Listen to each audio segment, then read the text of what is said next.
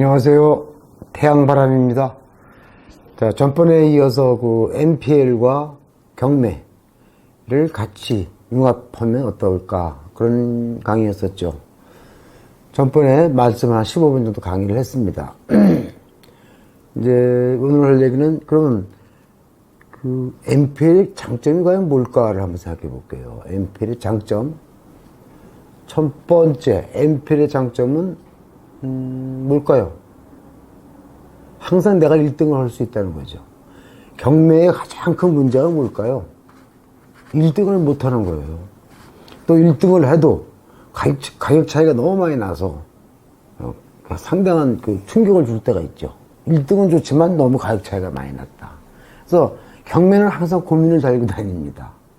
그런데 이 NPL은 흥정에서 맞으면 사오고 안 맞으면 안 사오는 거잖아요.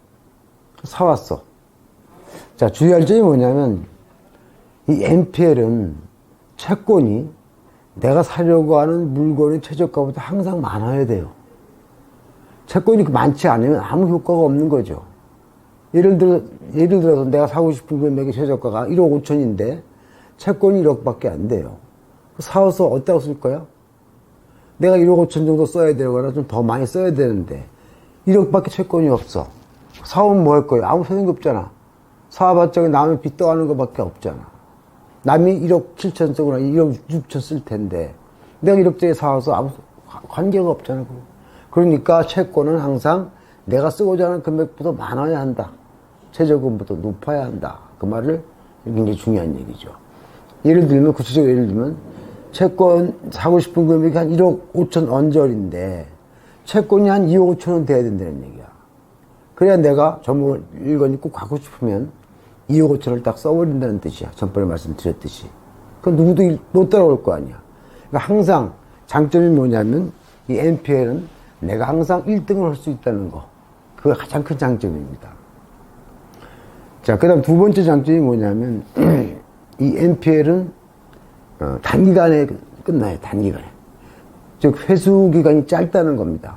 예를 들어서 채권을 목적으로 하는 사람이 있다고 쳐봐요. 채권으로 이익을 남기려는 사람. 예를 들어서 1억 5천에 사왔는데 사올 때 난 이미 결정을 한 거야. 이건 최하 1억 6천 이상 나온다.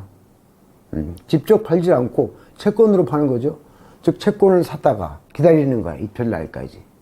기다리다가 입찰자가 쫙 붙으면 그날따라 사람이 많이 오면 더 기분이 좋겠죠. 그럼 이제 누가 얼마 불러줄 거 아니야? 1억 8천이 나왔다고 쳐봐. 그럼 앉은 자리에서 나는 3천만 원을 이득 보는 거죠. 1억 8천을 누구한테 줍니까? 법원에서는 배당을 해서 그 은행한테 줄 거 아니야. 유동회사나 은행한테 줄 겁니다. 거기랑 나랑 계약을 했어, 안 했어? 했기 때문에 1억 5천으로 계약을 했기 때문에 1억 8천이 나오면 3천만 원의 이득이 바로 그 자리에서 생기는 거야. 물론 거기에는 뭐 경매 비용이라든가 등등의 우선 빠지는 금액이 있죠. 그것은 여기서 강의 시간에 이제 없는 걸로 하겠습니다. 계산하기 좀 복잡하니까. 물론 계약할 때 그리고 먼저 빠지는 돈을 다 계산하고 계약을 하는 거예요. 그렇지만 그런 것들은 오늘 생략하고 강의를 하는 걸로 하도록 하겠습니다. 그 다음에 매도를 할 때 어떨까? 매도할 때 자, 매도하는 방법은 자, 제일 쉽게 생각하는 건 내가 이걸 사왔어요. 1억 5천에 사왔어. 사올 때 나도 돈이 없어서 1억을 대출을 받아요. 예를 들면. 근데 여기 채권에 달라붙어 있는 이자는 보통 10%에서 15%가 됩니다. 그러면 나는 4%로 이자를 내고 받기는 15%로 받는 거야. 내가 채권을 사오면 그 채권에 딸려있는 이자도 내가 받는 거 아니에요. 그러니까 난 4%로 내면서 항상 15%나 얼마를 받을 수 있다는 거야. 다시 말해서 10% 이상의 차익을 남기면서 시간이 가는 거잖아요. 시간이 갈수록 고수익 그 이자가 나한테 남게 된다. 그것이 장점이잖아요. 그래서 매도 시기를 걱정할 필요가 없는 거야. 안 팔아도 난 계속 이자가 늘어가고 있다는 거 아니야. 그게 NPL의 특징이에요. 그러다가 이제 팔고 싶을 때 내가 낙찰을 받았다고 가정을 해볼 때는 나는 아까 말한 2억 5천을 다 쓸 수 있는 거죠. 쓰면 1등 해요, 못해요? 당연히 1등을 합니다. 그래서 1등의 지위를 분명히 차지했고 그동안에 채권에 대한 마진을 취했고 팔고 싶을 때 팔아서 2억 5천에 팔았다 이 말이야. 그건 언제쯤 파냐? 내 주변에 이게 만약에 사무실이라고 쳐봐요. 상가라고 치면 이 상가를 살 만한 사람이 나타날 때 이거 파는 거야. 사는 거야, 내가. 얼마에? 2억 5천에 샀어. 채권을 갖고 있다가. 사면 1등 했어요. 1등 하면서 동시에 난 얼마에 사온 거야? 1억 5천에 사온 거야. 그렇지만 낙찰 금액을 쓴 건 얼마야? 2억 5천을 썼단 말이야. 외부적으로는 내가 얼마 이걸 산 거로 보이는 거야? 외부적으로는 2억 5천에 산 거잖아요. 2억 5천에 사서 내가 살만한 사람이 나타났을 때 내가 산다 그랬지? 그걸 2억 5천에 팔았다고 가정해봐. 그럼 나는 어떻게 돼? 세금을 내야 안 내요? 양도세. 바로 팔았으니까 당연히 50%에다가 5% 가산해서 55%를 내야 될 거 아니에요? 근데 이렇게 사게 되면 10원도 양도세를 내지 않는다. 합법적으로. 하지만 이것은 이제 이번에 법이 개정돼서 개인으로는 MP를 살 수 없다. 이렇게 신문기사 보셨죠, 다? 지금 실제로 그렇게 하고 있습니다. 그래서 법인만 살 수 있도록 돼 있어가지고 그 세금 문제는 많이 양성화됐어요. 음성화됐던 게. 돈을 벌면 당연히 세금을 내야죠.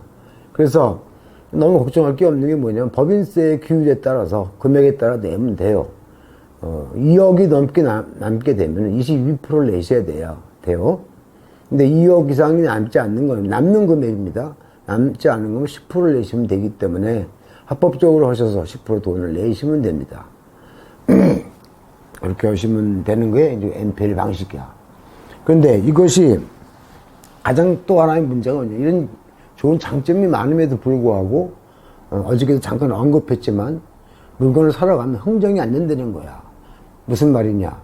경매로 사는 것보다 싸지 않다는 겁니다. 그게 가장 큰 문제죠. 안 싸요.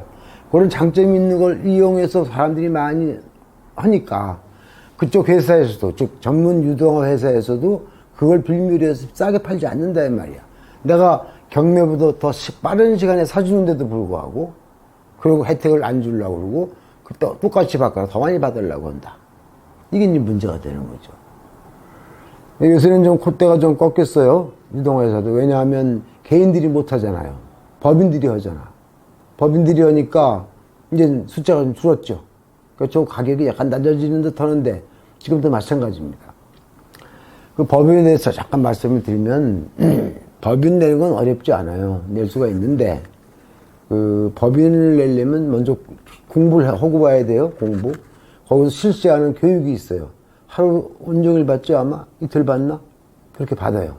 받아가지고 형식적인 시험, 어렵진 않습니다. 형식적인 시험을 거쳐서 자격증을 주기 때문에 그런 사람만 법인을 차릴 수가 있기 때문에 그런 수고로움이 있습니다. 그래서 합법적으로 하시면 더 좋겠죠. NPL 회사를 차린다 하더라도 그렇게 간단한 게 아니기 때문에 당연히 혼자는 못해요. 두세 분 모여서 이상 해야 될 것이니까 그런 걸 참고로 하시기 바라요. 자, 아까 얘기로 돌아가서 문제는 싸게 팔지 않는다. 싸게 팔지 않는다는 것은 그 사람들이 앉아서 통계로 데이터를 통해서 다 보고 있다는 거야. 모든 시장을 다 읽고 있어. 못 읽는 게 뭐예요? 땅이 전제로 되는 것들. 공장 같은 건 좀 통계가 좀 어려워요. 공장도 나오긴 나오지만 좀 어렵죠. 더 어려운 건 그냥 땅입니다. 땅은 옆에 있어도 다 용도가 다르기 때문에 어떤 건 계획관리지역, 어떤 건 농림지역, 어떤 건 도시지역, 자연녹지 다 다르잖아요. 그래서 어려운 거예요. 바로 옆에 있는 건 내가 비교하기가 쉬웠었는데 딴 거는 이거는 어려운 거예요. 땅은 거기다 뭘 할지 모르기 때문에 어렵기 때문에 땅이 어려워. 더구나 땅에다가 이런 특수한 물건이 붙은 법정유산권이니 뭐니 위주권도 좋아요. 이런 것들이 붙어 있으면 그 사람들은 더 어려운 거야. 그 사람들은 은행 출신들이나 회계사, 재무사 출신들이기 때문에 이 땅을 잘 몰라요. 전문적이 아니야. 대충만 어려움 붙지 않은 거지, 이게. 이 사람들이 고민하는 거잖아. 이때 우리가 이제 전문가들이, 부동산 전문가들이 이제 빛이 나는 거죠. 자, 법정지상권은 여러분 전번에도 말씀드렸지만 우선 법정지상권의 대상이 되는 것들에 대한 말씀을 드렸어요. 무허가 불법 다 그런 관계없어요. 다 대상이 되는 거예요. 뭐만 갖추면? 법적인 효력만 갖추면. 어떤 법적인 효력? 법정지상권의 효력이 있는데 거기에 맞아 떨어지면 그것이 불법이든 미등기든 뭐 무허가든 다 증거든 덜 증거든 뭐 구축물이든 비닐하우스든 다 상관없이 걔가 이의제기를 하면 그때부터 법정지상권이 존재하는 게 아니죠. 법정지상권을 가지고 다툼이 시작된다는 얘기야. 왜? 안 된다고 해서 내가 무작정 가서 철거는 못하니까. 그때는 이제 다른 죄가 있잖아요. 현행법상으로. 응? 그러니까 안 되니까 할 수 없이 법적으로 붙어야 되는 거 아니냐. 그러니까 그런 것들은 문제가 없이 그런 거 생각하지 말고 무조건 소송에 갈 수 있다는 생각을 전제로 하셔야 됩니다. 내가 지금 하고 싶은 얘기의 중요성은 모든 것은 법정지상권으로 그들이 주장할 만한 여지는 다 있다. 그런 얘기야. 그럼 시간이 간다. 그런 얘기입니다. 그걸 염두에 두시고 하셔야 되고. 두 번째는, 근저당, 저당으로 실행된 경매에 땅만 나왔을 경우에 그 위에 있는 건물은 법정지상권이 성립하지 않는다라고 제가 단언을 한다는 얘기예요. 따지지 마시고. 그냥 고의자 보면 이제 변호사들 어마어마하게 와서 싸워요. 땅 주인하고 건물 주인하고. 백전백패합니다. 앞으로는. 제가 15년 전에 이미 판결을 받아놨어요. 대법원까지. 그 다음부터 편해졌어요. 저당권이나 근저당권으로 실행하는 땅만 나왔을 경우의 경매는 그 위에 있는 건물은 법정지상권이 존재하지 않는다라고 이렇게 단언을 몇 번 합니다.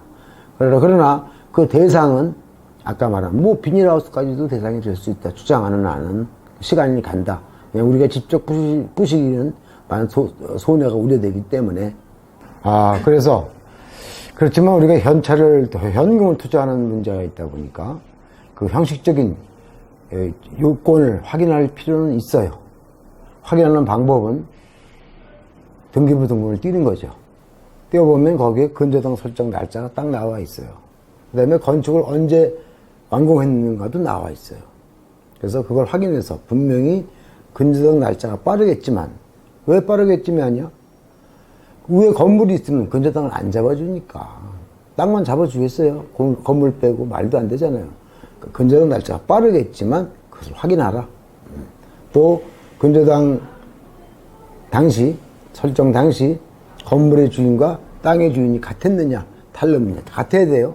같아야만 두 가지가 다 성립해야만 법정지상권이 성립하는 거기 때문에, 즉 날짜와 같다는 거, 소유자가 같다는 거, 이것이 동시에 존재해야만 법정지상권이 존재한다는 것을 명심하시고 그걸 떼어보시기 바랍니다. 떼어봐서 저당권 날짜가 늦어 그런 것이 없겠어요? 세상엔 예외 없는 게 없죠. 있어요. 있어도 우리는 이긴다. 땅 주인이 이긴다. 그것은 너무 어려운 얘기이기 때문에, 어려운 법으로 들어가기 때문에 내용 자체는 오늘 설명 안 하겠습니다만은 제목만 말씀드리면 신의 원칙에 벗어나요. 건물 주인이. 그래서 역시 철거를 당합니다. 대법원 판례도 나와요. 그래서 어떤 경우에도 백전백승을 할 수 있다는 것을 다시 한번 말씀드리면서 결론이 오늘 뭐예요? 저렇게 복잡한 법정지상권이 있는 물건을 MP를 통해서 샀을 때만 효과가 있다는 거야. 왜? 그냥 살려면 비싸요. MP를 사는 사람들은 MP는 유동화회사에서 파는 거야. 그 사람들이 지금 부동산의 전문가는 아니라 했잖아요. 고민이 많아. 안 나가잖아, 자꾸만. 자, 60억에서 쫙 떨어져갖고 29억까지 된 거야. 다음에 또 떨어지면 20억이에요. 9억이 떨어지는 거야. 그 사람 노심초사하고 있을 때 내가 찾아간 거 아니야. 그러니까 딱 최저가를 받아올 수가 있었던 거야. 그래서 어떻게 될까요? 내가 43억을 썼더니 그 최고 금액이잖아. 최고 금액이 확인되죠? 최고 금액을 다 쓴 거야. 당연히 1등이야. 단독이고 또 들어올 사람도 없었어, 사실. 혹시나 해서 내가 샀지만 들어올 사람이 웬만해서 없어. 왜? 8개 건물이 있었어, 땅에. 2개가 합법적인 건물이고 6개가 불법적인 건물로 돼 있어요. 그러니까 한두 개 되면 사람들이 들어왔을 거야. 6개가 쫙 있으니까 아무도 손을 못 대는 거야. 그건 나같이 법정지상권을 확실하게 아는 사람만 들어오는 거야. 어설프게 아는 사람은 엄두가 안 나. 거기다가 가보면 뭐 유축권, 법정지사관 막 뻘건 것이고 막 써놨어. 2,000평 땅에다가. 그러니까 은행에서도 걱정을 많이 했어요. 선생님 이거 갔다가 처리 못하면 곤란한데요. 그런데도 공적인 회사냐. 이런 문제가 남아서 다른 문제가 막 커지면은 그 은행도 타격을 받아요. 신용이 없어져요. 안 되는 물건을 팔았다고 해서. 해결될 만한 사람한테만 판다는 거. 나하고 좀 이게 유대관계가 있는 은행이기 때문에 내 실력이랄까? 그걸 믿고 날 준 거야. 그래서 43억을 썼더니 당연히 1등이야. 그게 어디로 갑니까? 그 회사로 가죠. 가면 그 43억을 받은 회사는 29억에 나랑 계약을 했으면 14억을 나한테 돌려줘야 될 거 아니야. 돌려받는 거야. 돌려받고 28명이 투자했어요. 28명한테 나눠주니까 1인당 5천만 원씩 돼. 나눠줬어. 예? 회원님들 좋아하시죠? 일단 돈이 들어왔잖아. 돈이. 좋아해. 투자한 거에 반 이상이 들어온 거야. 그래서 이제 그렇게 해결을 하는데, 여기 마지막 포인트가 또 있어. 대출을 잘 안 해줘. 왜? 전번 금액이 29억인데 어떻게 43억짜리를 썼을까를 이해를 못 해. 전번 금액을 넘긴 거 아닙니까? 대출, 무서워, 안 해. 이런 거 안 해. 그래서 우리는 비상의 방법을 또 알고 있어야 돼. 법원에다가 신청을 해요. 무슨 신청이냐. 그 돈을 받을 사람이 누구야? 나잖아. 현재 채권을 물려받은 나야. 내가 나한테 판 회사하고 같이 합의를 해서 같이 집어넣어야 돼. 확실히 팔았다는 걸 인정해야 되기 때문에 합의해서 신청서를 넣어요. 무슨 신청서예요? 그게 상계 신청서. 내가 받을 돈이니까 내가 잔금을 지금 내지 않겠습니다. 어차피 내가 받을 돈 아닙니까? 그러니까 잔금 안 된 상태로 그 돈을 절대 주시면 됩니다. 이렇게 상계 신청을 해요. 그럼 법원에서 볼 때 어때? 받아갈 사람이 잔금을 내야 되지만 어차피 지가 받을 거니까 그냥 잔금 내지 말고 달라. 합당한 말이죠. 그래서 그 말을 듣고 판사가 오케이를 해서 상계 처리로 그 돈은 잔금 안 내고, 제일 중요한 얘기야. 잔금 안 내고 그 돈을 다 받게 된다는 얘기입니다. 그렇게 해서 마무리를 끝냈죠. 이런 땅이 나빠서 떨어진 게 아니고 좋았어요. 굉장히 좋은 땅이고 거래가 아주 활발한, 알겠지만 그 파주시 중에서 제일 꽂히죠. 거기가 신도시 바로 근처에 있는 땅이야. 신도시 바로 옆이야. 신도시가 바로 근접해 보여요. 다. 그래서 거래가 활발해요. 지금 가계약을 해놨어. 얼마에? 60억에. 이거만 철거명령만 다 끝나면 받아가기로 하고 난 계약금을 받았어요. 근데 생각보다 어려워가지고 6채의 불법 중에서 5채의 철거명령을 받았는데 한 채가 아주 전문가의 도움을 받아가지고 피해갔어요. 피해가서 재신청했습니다. 며칠 있으면 떨어질 거예요. 곧 떨어지면 60억을 받게 되는데, 우리가 실제 투자한 거는 29억이잖아요. 29억. 거기다 먼저